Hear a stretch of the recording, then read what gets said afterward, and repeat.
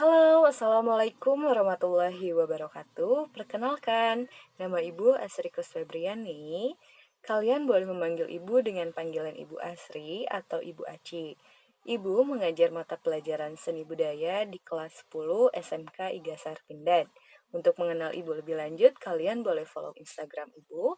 Dan jangan lupa untuk subscribe ke channel Ibu karena Ibu akan membagikan informasi terkait mata pelajaran seni budaya di sosial media Ibu. Selama belajar di rumah aja, kalian juga harus tetap menjaga protokol kesehatan ya, dengan cara mencuci tangan selama ada di rumah, dan kalian jangan lupa menggunakan masker ketika sedang berada di luar rumah. Yang paling penting, kalian jangan sampai melupakan setiap tugas yang diberikan oleh guru-guru ya. Untuk mata pelajaran seni budaya, kita akan menggunakan dua aplikasi. Yang pertama, aplikasi Google Classroom. Google Classroom ini kalian bisa mendownloadnya di aplikasi Play Store atau kalian langsung browser di HP kalian masing-masing. Yang kedua, kita akan menggunakan Zoom Meeting, yang mana Zoom Meeting ini akan berfungsi sebagai tempat kita presentasi, berdiskusi, dan tanya jawab. Di semester ganjil ini, kita akan mempelajari 3 materi. Yang pertama, kalian akan mempelajari apa itu budaya, apa itu seni, dan yang terakhir, apa itu estetika. Untuk yang pertama, kita akan mempelajari apa itu konsep budaya. Di layar kalian sekarang sudah ada judul dari subbab yang akan kita pelajari, yaitu konsep budaya. Dari konsep budaya ini terdapat kompetensi dasar dan indikator pembelajarannya. Yang pertama, kalian harus memahami konsep budaya dengan cara menggali informasi dari pengertian konsep budaya, menjelaskan lalu mengkaitkan pengertian tersebut dengan kehidupan sehari-hari yang ada di lingkungan kita. Yang kedua, kalian akan mempresentasikan konsep budaya dengan cara mendiskusikannya lalu mempresentasikan pengertian konsep budaya terhadap kelompok yang lainnya. Otomatis kita akan berkelompok ya. Yang selanjutnya ada tujuan pembelajaran yang mana kalian akan memahami apa itu konsep budaya, lalu mengkaitkan hasil temuan teori dengan kehidupan yang nyata. Yang ketiga, dapat mengkomunikasikan hasil temuan yang telah didiskusikan. Mengkomunikasikan di sini kalian akan mempresentasikan ya. Yang terakhir, kalian akan menyimpulkan konsep budaya dalam kehidupan sehari-hari secara benar. Jadi kalian udah menyimpulkan apa itu teorinya, terus mengkaitkan dengan kehidupan sehari-hari. Jadi kalian dapat menyimpulkan apa sih sebenarnya konsep budaya itu. Selanjutnya, di sini ada peta materinya ya, yang mana konsep budaya ini terbagi menjadi 6. Kalian akan mempelajari mengenai pengertiannya, pengertian budaya. Yang kedua ada ciri-ciri, ada fungsi budaya, unsur budaya, wujud budaya, dan contoh budayanya. Dari sekian banyak materi ini, terakhir kalian akan membuat sebuah kreativitas yang terkait dengan budaya yang ada di daerah setempat. Maksudnya di sini apa, Bu? Nah, maksudnya kalian akan membuat sebuah atau mempresentasikan sebuah budaya, misalnya satu budaya yang ada di daerah kalian masing-masing, dengan cara mencari informasinya secara lebih detail. Kita lanjut ya. Selanjutnya ada pengertian budaya. Yang pertama, di sini ada menurut Koncaraningrat. Budaya itu berasal dari kata klore atau culture, diartikan sebagai segala daya dan kegiatan manusia untuk mengolah dan mengubah alam. Menurut Koncaraningrat dalam Sukanto tahun 1969. Selanjutnya ada menurut KBBI nih. Budaya adalah sebuah pemikiran, adat istiadat, atau akal budi. Secara tata bahasa, arti dari kebudayaan diturunkan dari kata budaya, di mana cenderung menunjukkan kepada cara pikir manusia. Otomatis, budaya ini lebih banyak menggunakan aspek yang ada pada manusia itu ya. Maka dapat disimpulkan, budaya memiliki pengertian yang sangat luas dan mengandung pemahaman perasaan suatu bangsa yang sangat kompleks, meliputi pengetahuan, kepercayaan, seni, moral, hukum, adat istiadat, kebiasaan, dan pembawaan lainnya yang diperoleh dari anggota masyarakat. Selanjutnya ada ciri-ciri budaya. Yang pertama, dapat disampaikan kepada setiap orang dan setiap kelompok serta diwariskan dari setiap generasi. Nah, budaya di sini pasti akan diturunkan secara turun-temurun di golongan masyarakat tertentu. Yang kedua, bersifat dinamis, yang mana dinamis di sini berarti suatu sistem yang berubah sepanjang waktu. Bisa saja suatu budaya ini mengikuti arus zaman yang terus berkembang sesuai dengan modernisasi dari setiap daerah yang masing-masing. Yang ketiga, bersifat selektif, yang mana artinya mencerminkan pola perilaku pengalaman manusia secara terbatas. Yang keempat, memiliki unsur budaya yang saling berkaitan.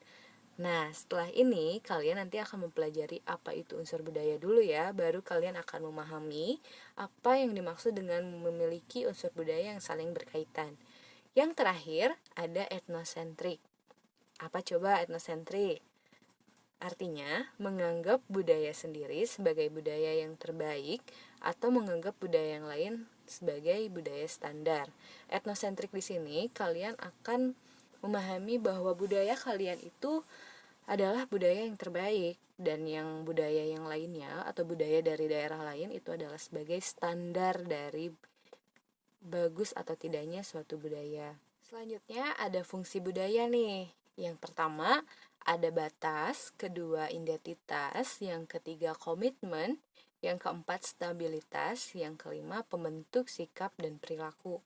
Yang pertama ada batas, ibu bacakan sedikit ya. Budaya berperan sebagai penentu batas-batas, artinya budaya menciptakan perbedaan atau yang membuat unik suatu organisasi. Nah, maksud batas di sini, kita di Indonesia ini memiliki banyak sekali pulau-pulau dan adat istiadat yang berbeda. Maksud batas di sini, contoh, ibu ambil contoh Pulau Jawa. Pulau Jawa ini memiliki 4 daerah, yang mana 4 daerah ini memiliki budayanya masing-masing. Namun, kita harus memiliki batas-batas tertentu supaya per daerahnya ini dapat memiliki sesuatu perbedaan yang membuat perbedaan itu menjadi salah satu ikonik yang menjadi unik dari daerah tersebut. Yang kedua, ada identitas. Budaya memberikan rasa identitas ke anggota organisasi. Maksudnya di sini, dalam sebuah lingkungan atau dalam sebuah lingkup budaya, identitas ini sangat penting, yang mana identitas ini tidak bisa disamakan dengan satu organisasi atau satu budaya dengan budaya yang lainnya. Jadi, batas di sini sangat penting ya, karena budaya itu harus memiliki keunikannya masing-masing. Yang ketiga, ada komitmen. Budaya memfasilitasi lahirnya komitmen terhadap sesuatu yang lebih besar daripada kepentingan individu. Maksudnya di sini adalah komitmen dalam budaya, komitmen tersebut atau bisa kita sebut sebagai aturan mungkin ya. Aturan-aturan yang lahir dalam suatu budaya tersebut dan dapat menjadi komitmen terhadap individu yang mengikuti budaya yang ada di daerahnya. Lalu yang keempat ada stabilitas. Stabilitas di sini budaya meningkatkan kemantapan sistem sosial.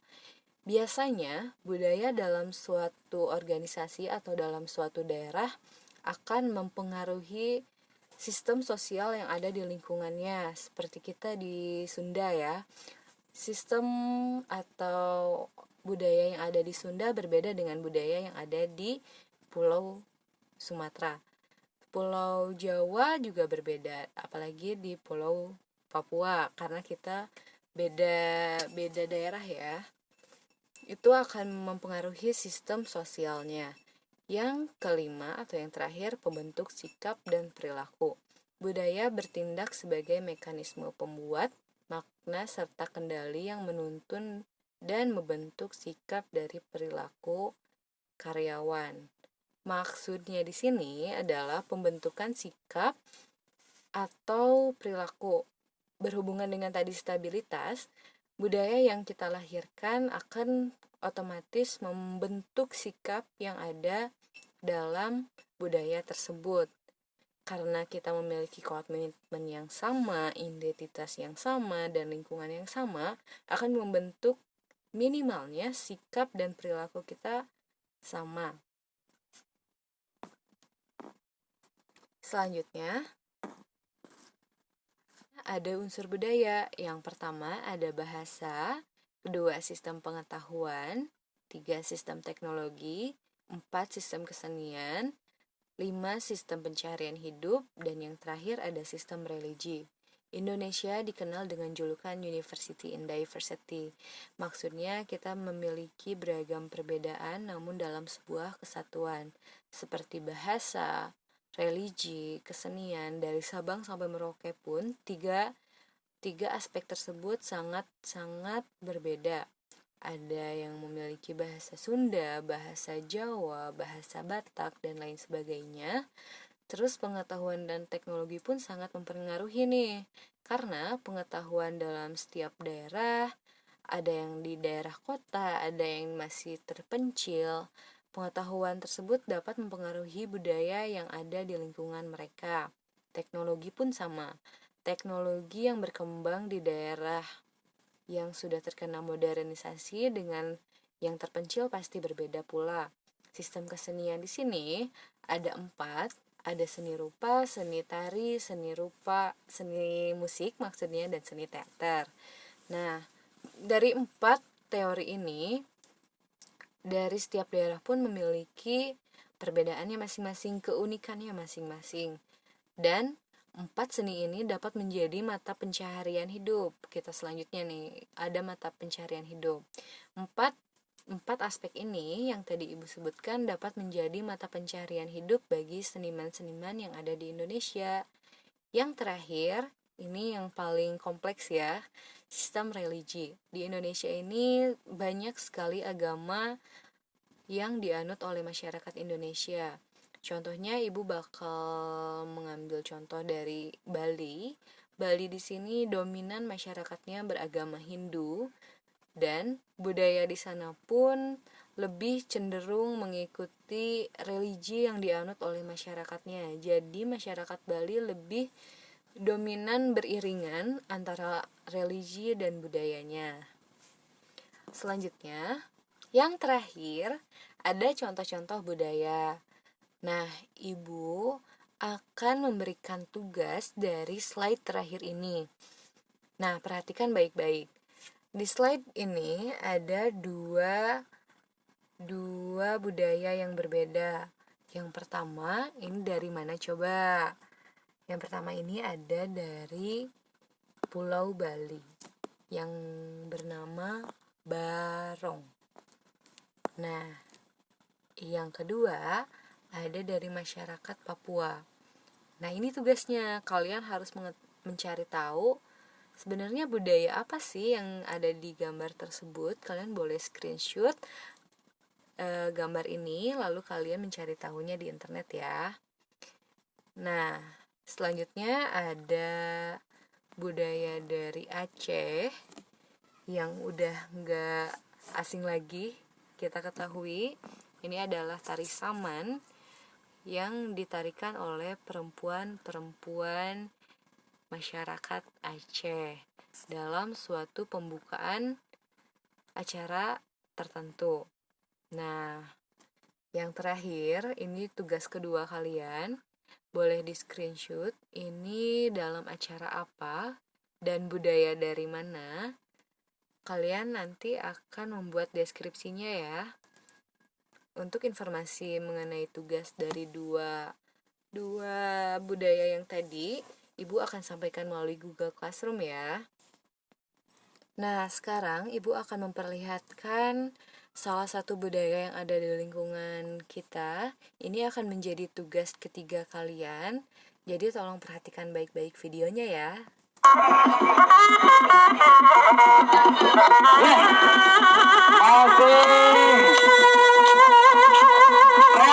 Putra Kemana Rasa di Padang Jember Kang Asep Saipudin. Anime